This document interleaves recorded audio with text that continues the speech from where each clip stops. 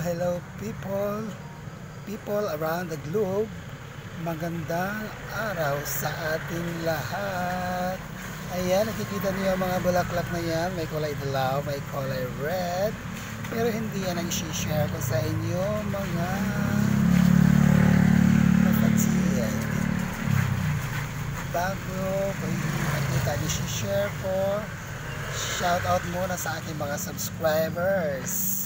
Salamat sa inyo mga subscribers, pati na rin sa mga new viewers ko, sa returning viewers ko. Maraming salamat sa inyong lahat.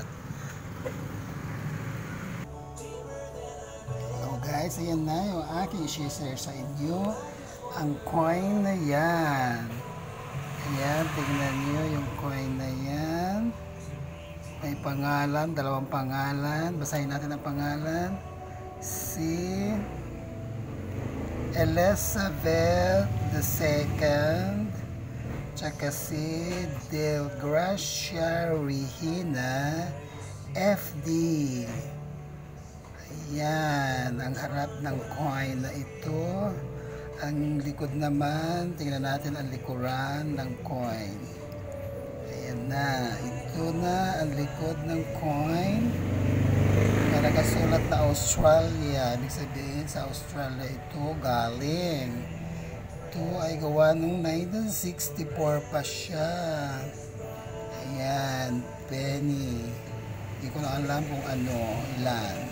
Basta meron siyang isang bituin sa tabi ng penny.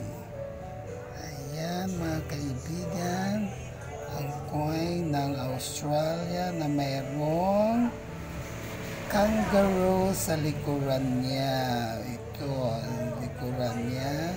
Tapos ang harap sa babae.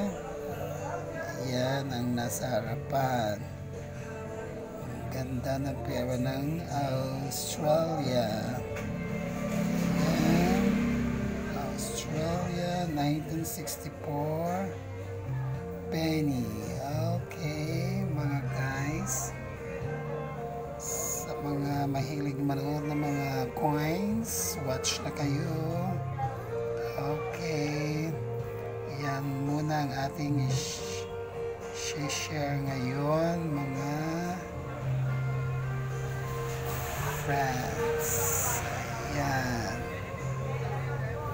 okay, dito na lang, bye bye ulit sa susunod na lang. Don't forget to subscribe my channel. Okay. Thank you for watching.